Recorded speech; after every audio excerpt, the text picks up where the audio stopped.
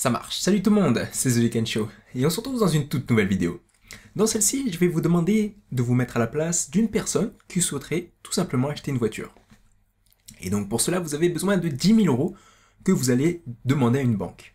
Donc vous prenez rendez-vous avec votre banquier et lui demandez de faire un prêt. Vous avez de la chance, vous disposez des revenus et des garanties nécessaires, et il finit par accepter. Mais d'où est-ce qu'il va sortir tout cet argent ? Eh bien, de nulle part. Il va tout simplement créer les 10 000 € que vous lui avez demandé. Impossible ? Eh bien si. Une banque est en effet une entreprise qui peut créer de l'argent. Contrairement à ce que la plupart des gens pensent, la banque ne possède pas les 10 000 € dans un coffre-fort qu'elle va ensuite créditer sur votre compte. En réalité, et c'est plutôt étonnant, elle les crée. Il faut savoir que cette pratique existe depuis très longtemps. Je ne vais pas vous faire un cours d'histoire, mais sachez que depuis, la nature de l'argent a bien changé. Autrefois, un dollar en papier était en fait un reçu avec lequel on pouvait réclamer un poids d'or fixe. Le montant total d'argent était limité par des quantités physiques des éléments. Par exemple, pour créer plus d'argent basé sur l'or, il fallait créer davantage d'or. Aujourd'hui, on crée de l'argent à partir de dettes. Et oui, je vous ai oublié de vous dire, mais lorsque vous avez emprunté les 10 000 € à votre banque, vous avez dû signer une garantie au prêteur, appelée aussi hypothèque.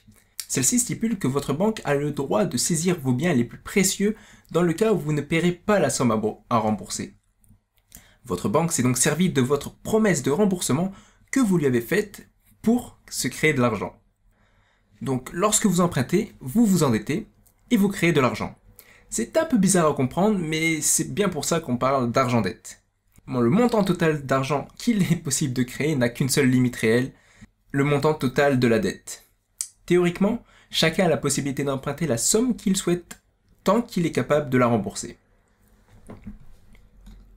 Mais qu'est-ce qui donne le droit aux banques de créer de l'argent ? Parce qu'au final, ce ne sont que des entreprises. Depuis quand une entreprise a le droit de créer sa propre argent ?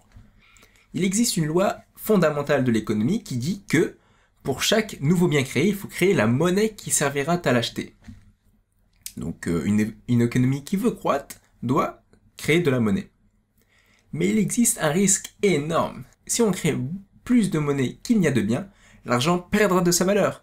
Et donc, en d'autres termes, il faudra mettre beaucoup plus d'argent pour un même produit. Et donc, on appelle cela l'inflation. Mais heureusement, un mécanisme permet de contrôler la quantité de monnaie créée, et ce travail est réservé à la Banque Centrale Européenne.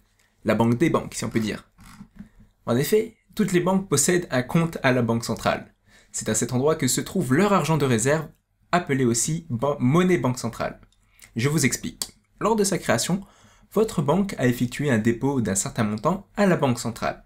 Le montant d'argent qu'elle a maintenant le droit de créer se base sur ce dépôt multiplié par un ratio de réserve établi par la banque centrale. Ce ratio de réserve fluctue en fonction de l'argent déjà existant et varie selon les pays et l'époque.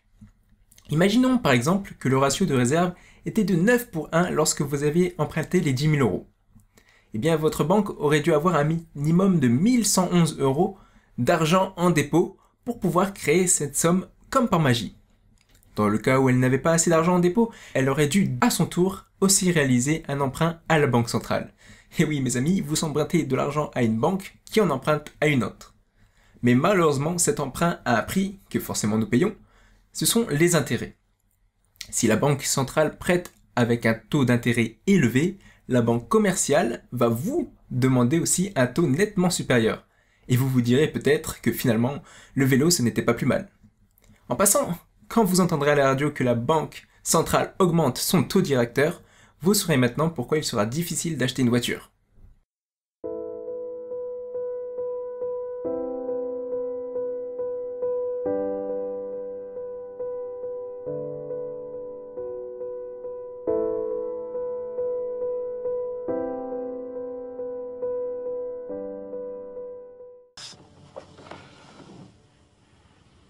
Ne venez pas me raconter vos malheurs. J'entends ça tous les jours. Et très franchement, ça me fatigue. Les faits sont là.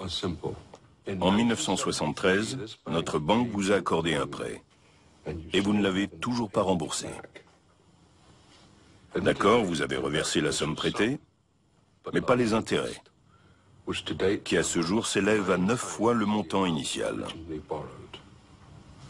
9 fois. Alors il faut vous secouer. Les temps sont durs.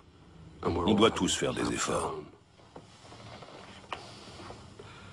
Et inutile de me regarder comme ça.